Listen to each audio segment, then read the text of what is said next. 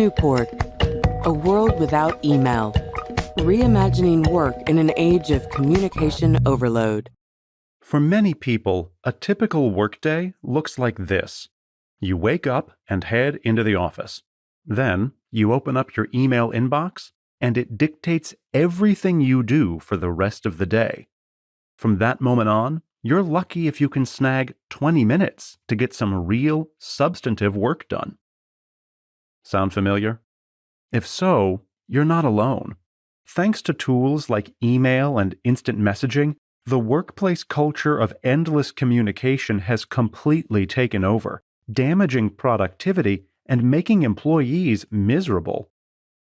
Now, you could patch this situation with quick fixes like writing clearer subject lines and turning off notifications. But if you want to really solve the underlying issue, you need a more radical solution, one where your inbox is no longer in charge. The blinks that follow will explore this possibility using data, real case studies, and actionable tips. Before we begin, we publish new content every week. So, be sure to subscribe to our channel and ring the bell to get notified about our latest extracts. When the author first interviewed Sean, the co-founder of a small technology firm, his company was in the midst of a productivity fiasco. It began with an email fixation. Practically every business activity was handled via the employees' inboxes. Then, once the company adopted an instant messaging tool called Slack, things got really crazy. Business clients were granted access to the service, which meant they could pop in and ask questions at any time. Soon, Sean was working until 1 a.m. every night because he could barely finish anything important during the day.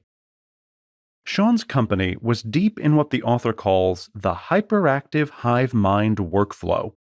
It's characterized by a constant, ongoing conversation within an organization in which employees' activities are determined by the messages in their inboxes. The key message here is, email leads to a hyperactive workflow, which impedes productivity. The truth is, in workplaces today, the hyperactive hive mind workflow is pretty ubiquitous.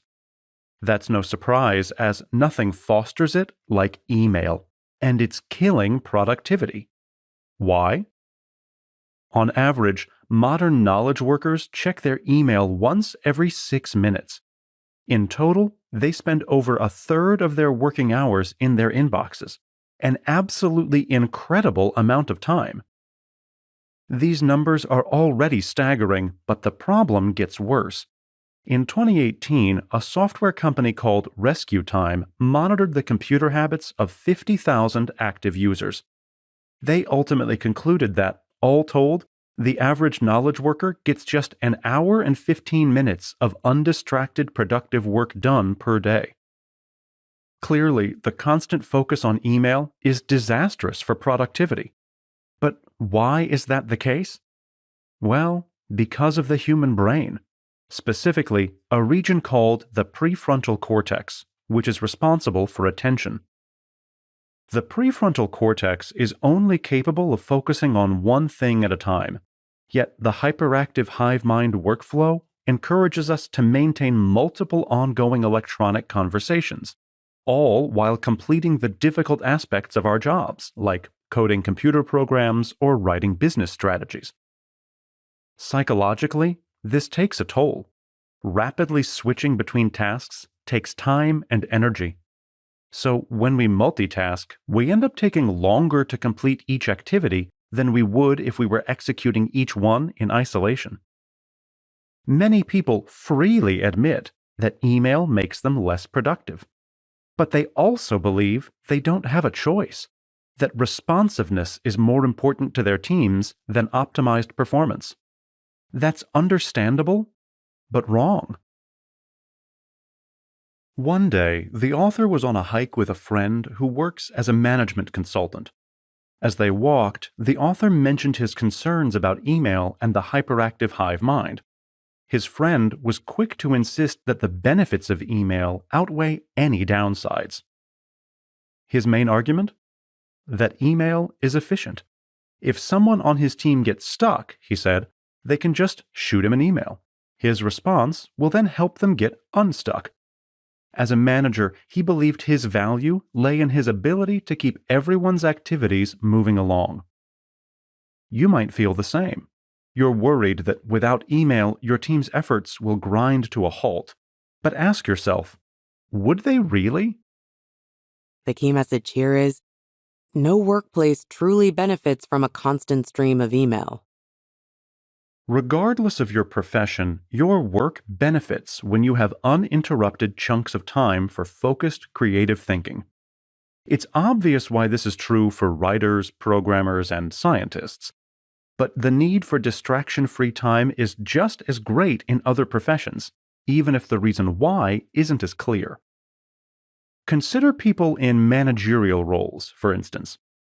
They may not require hours of continuous deep thinking about a single problem, but they do have tasks that should be tackled sequentially and with great focus, the big picture strategic aspects of management. By constantly forcing managers to react to the here and now, the hyperactive hive mind causes them to neglect more important long-term goals. Perhaps even more than managers, minders, employees who provide administrative or logistical support, seem to operate well within the hyperactive hive mind. Aren't quick responses a key measure of administrators' usefulness? Well, no. That's because there's a major difference between communicating about tasks and actually doing them. Often, these two things are at odds, as we can see from the history of IT support. In the early days of IT departments, employees would endlessly call and email support staff with their complaints. But the time that IT staff spent responding to the complaints reduced the time available for addressing them. Realizing this, IT departments implemented software tools called ticketing systems, which automate the process of requesting tech support. This freed IT staff up from having to manage complaints, allowing them to focus their efforts on resolving issues. In 2016, the informatics expert Gloria Mark and a group of co-authors conducted a revealing study. In it, they attached heart monitors to 40 knowledge workers and monitored their computer usage throughout the day. The goal was to measure the workers' mental stress during particular activities. Can you guess what Mark and her colleagues discovered? Spoiler alert, there was a correlation between email and stress. The longer the workers spent on email within a given hour, the higher their stress was during that hour. The results of Mark's study aren't terribly surprising. Email is making us miserable, and we know it.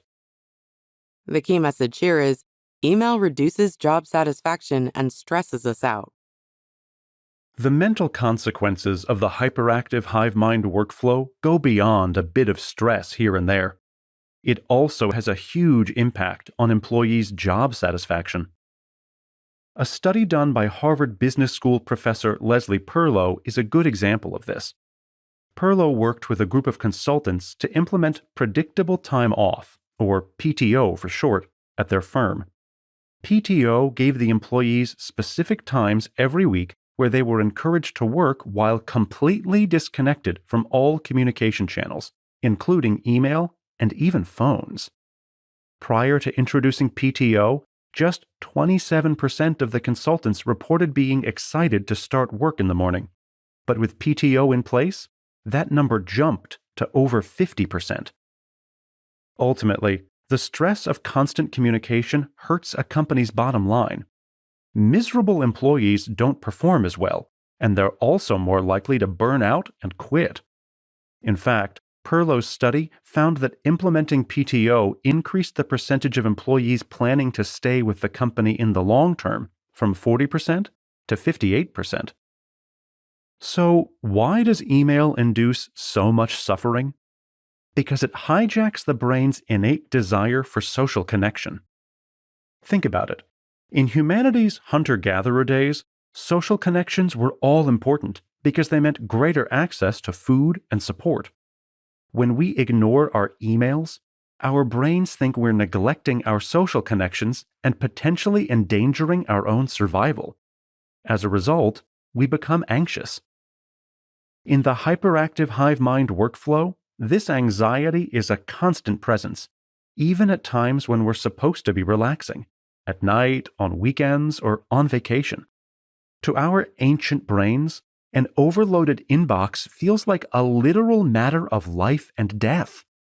There simply must be a better solution. Ford Motor Company's famous Model T was released in 1908. The new car was innovative in its design, but the process that would eventually be used to construct it was revolutionary. At first, the Model T was constructed just like other cars at the time, with a group of 15 engineers working together to assemble each car. But then, in 1913, Henry Ford had an idea. What if cars could move between workers as they were being assembled, with each employee handling just one part of each car? This initial idea resulted in an invention, the assembly line, that forever changed the way factories were operated. To rid ourselves of the hyperactive hive mind, modern workplaces need a radical change like the assembly line. This will require a major shift in mindset toward workflows optimized for the human brain. The key message here is optimizing your company's workflows boosts productivity and profits. In Ford's day, materials and equipment were the primary capital resources. That is, the parts of the business responsible for creating value. Because it was so efficient, the assembly line returned far more value from this capital than the original method. In the knowledge sector, there's a different primary capital resource. That resource is attention capital, which refers to the human brains a company employs to generate value.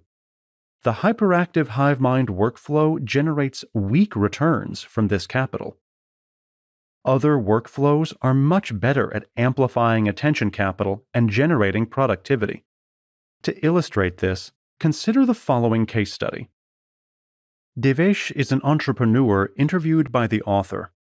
He owns a small marketing firm which, in the past, was firmly rooted in the hyperactive hive mind workflow. At that time, he wasn't deploying his attention capital effectively. But Devesh was able to flip the script by completely abandoning the hive mind. He replaced it with an entirely new workflow based around an online project management tool. This tool enabled users to create shared pages called boards, each of which corresponded to a single project. All files, tasks, notes, and discussions attached to a project are collected within that project's unique board. This workflow is optimized much better than the hyperactive hive mind for a few reasons. First, it encourages single tasking over multitasking. Employees can no longer get distracted by a hectic, overwhelming inbox. And second, the information on the project boards is neatly organized, making the workflow much more efficient. Devesh's firm shows how workflows can be optimized for attention capital. In the next blink, we'll look at the process of implementing them. Peter Drucker was a highly influential 20th century business thinker, widely known as the founder of modern management. Drucker is responsible for much of how we think of knowledge work today. One of Drucker's major contributions was his theory of autonomy. He argued that knowledge workers couldn't be treated like highly supervised robots, as factory workers were. Instead, they needed the freedom to operate independently and complete their objectives autonomously. Thanks to Drucker's theory, modern managers don't try to tell their employees how to be creative, but they also don't tell them how to be productive, and that can be a problem. Left to their own devices, employees often resort to the hyperactive hive mind as their productivity tool, but you can offer them a better alternative without restricting their autonomy. The key message here is create better workflows for your employees and for yourself. When changing an existing workflow, keep in mind that you're always tweaking one of two things: work execution or expectations. Work execution involves the ways in which your employees do their jobs. For example, you might change work execution by replacing email with a project management service like Trello or Flow. When you're altering work execution, it's crucial to involve your employees in the process. The reason is the psychological theory of locus of control. This is the idea that when people feel like they have control over a particular course of action, they're much more motivated to stick with it. So, if you're an executive, ensure that your team understands why the hyperactive hive mind is bad for business. Then, encourage them to generate new workflow ideas everyone can agree on. While execution involves changing an entire team's behaviors, you alter expectations with the way you do things individually. For instance, you might implement a policy of only checking your email twice a day. Changes like this impact people's attitudes toward your work habits and behaviors. Once they've noticed a change in how quickly you respond to their messages, your coworkers will adjust their expectations accordingly, whether or not you've told them what you're doing. And, believe it or not, you shouldn't tell them. It's best to keep as quiet as possible about your personal workflows, as your coworkers may feel restricted by your new behaviors. After all, they don't get a say in them. Instead, just quietly deliver what you've promised to deliver. There's no need for you to explain how you're working if you consistently meet your objectives. Picture this. A coworker emails you informally outlining a new responsibility for you to tackle. But there's no dedicated process in place for assigning or tracking the work. So, naturally, you send an email asking for clarification. This kicks off a game of hot potato, where responsibility bounces from one inbox to another until a manager finally steps in and puts a stop to it. Sound familiar? This is a common scenario in the hyperactive hive mind workflow, but it's deeply inefficient and a waste of your company's attention capital. Smart production processes solve the problem by making it clear who should be working on what and when. This frees your employees up to do the important work rather than just talk about it. The key message here is clear, structured production processes maximize attention capital. Production processes can be organized differently depending on the nature of the work in question. Let's start with an automatic process, which is best for tasks that are repeated often and are highly structured.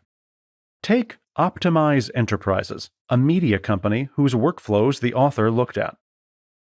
One of Optimize's major activities is producing daily instructional videos. This process involves lots of coordinated action, but Optimize doesn't rely on the hyperactive hive mind for that. Instead, it uses a shared spreadsheet that meticulously tracks the status of each video. Team members are responsible for monitoring the spreadsheet and completing their respective tasks when the time comes. An automatic process like this one works great for media production and similar tasks, but it wouldn't necessarily be great for every kind of work. For a more unstructured process, let's take a look at one of Optimize's high-level managers. This manager's duties are more varied, so he doesn't use an automatic process like a spreadsheet. But his schedule is still highly structured. He begins his day with 3 hours of uninterrupted work before turning his attention to actively managing. Using an online collaboration tool, he checks in on each of his team's projects, joining in on conversations as needed. Importantly, this communication doesn't happen through email, but within cards attached to each project. Afterward, he has one-on-one FaceTime meetings with the employees he supervises, discussing new initiatives and resolving any issues. The spreadsheet process and the manager's schedule differ, but both provide a solid structure and concrete guidelines about who's working on what and when. The result is that work unfolds without unnecessary communication, allowing everyone to spend more time doing the things that actually matter. In a standard work setting, people need to communicate on a litany of different issues: scheduling meetings, determining next steps in a project, answering queries, offering feedback. The list goes on and on. In the hyperactive hive mind workflow, most people deal with these issues by firing off emails. That method of resolution, sending an email, is an example of a coordination protocol, that is, a way of structuring communication. Every coordination protocol has an associated cost that's worth closely examining and optimizing. The key message here is choose the right coordination protocols by weighing their costs. In the knowledge sector, you can measure the cost of a coordination protocol by the degree to which it fragments your attention. This is measured in cognitive cycles. Let's say that your attention is divided up into buckets of 5 minutes each. Counting the number of buckets you devote to a coordination task gives you its cognitive cycle cost. Consider a hypothetical consulting firm that needs to evaluate potential new clients before pursuing them. In the hyperactive hive mind, this process might involve a group of employees sending several dozen emails back and forth about each client. Each message, no matter how quickly it's written, uses up at least one 5-minute bucket. It fragments your attention, after all. So the result is a high cognitive cycle cost. An alternate protocol for this situation might be a 30-minute meeting held every Friday. This protocol uses only 6 buckets per week, making it less costly than the email protocol. Of course, cognitive cycles aren't the only relevant metric. So is inconvenience. Protocols that create long delays, require special effort, or lead to missed opportunities have high inconvenience costs. When it comes to the client request example, the hive mind protocol scores well on convenience, since firing off and responding to emails is quick. The meeting protocol, which requires employees to wait until Friday, has a higher inconvenience score. It may even create an unacceptably long delay for the client, potentially leading to lost business. It's important to ensure that your protocols strike the right balance between cognitive cycle and inconvenience costs. Once you've chosen a protocol, don't be afraid to tweak it. Let's say you choose the meeting protocol. You might reduce its inconvenience cost by introducing a standard operating procedure where clients are promised a response within 1 week. This will reduce the probability that the client will become annoyed by the delay and, correspondingly, the likelihood that you'll lose business as a result. When personal computers first arrived in the workplace in the 1980s, nearly everyone expected them to spark a productivity revolution. As a result, service sector companies invested a great deal of money in advanced technology. Per worker, their investments worked out to an increase of more than 116%. Yet employees' output only increased by a measly 2.2%. What happened? According to the technology historian Edward Tenner, computers made certain tasks, as he says, just easy enough. Before, companies would have hired dedicated support staff to deal with things like scheduling and filling out forms. But now, skilled professionals are expected to handle those tasks at the cost of real productivity. The key message here is highly skilled workers shouldn't get bogged down in the administrative weeds. When you cut support staff from your organization, you might think you're saving money, but you're actually reducing the amount of time that your highly skilled employees have to do more difficult work, which ultimately hurts the bottom line. To mitigate this effect, keep in mind the specialization principle, the concept that working on fewer things with a higher level of quality ultimately boosts productivity. On a company-wide level, adopting the specialization principle might involve hiring more support staff. Now, this is going to cost some money up front, but the upshot will be increased productivity and ultimately greater profits. According to economist Peter G. Sassone, some organizations could immediately reduce their overall staffing costs by 15% by hiring more support staff. How? by freeing up the time of their highly skilled professionals so they can be more productive. Of course, hiring additional staff requires you to be in a position of power at your organization. What if you aren't? In this case, it might be worth your time to hire a part-time virtual assistant using a site like Upwork. Or, as an alternative last resort option, you could simulate your own support staff by partitioning your time into two separate categories: specialist and support. For instance, you might delegate 12 to 1 p.m. and 3 to 5 p.m. as your support hours. During these periods, act as if you're a full-time support staff member, addressing administrative issues, and during your specialist hours, focus only on skilled work that directly produces value for the company. Creating these two separate alter egos might seem heavy-handed, but in return, you get increased efficiency, focus, and performance. An hour dedicated exclusively to a hard project will generate much better quality work than an hour caught up in the endless frenzy of the hyperactive hive mind. The key message in these blinks is that the proliferation of email and instant messaging in the knowledge sector has led to an unhealthy workflow called the hyperactive hive mind. This workflow may feel convenient, but it leads to miserable employees who are considerably less productive. Modern work culture should be revolutionized to de-emphasize email and replace it with workflows that encourage single tasking, efficiency, and focus. And here's one last piece of actionable advice. Set up non-personal email addresses.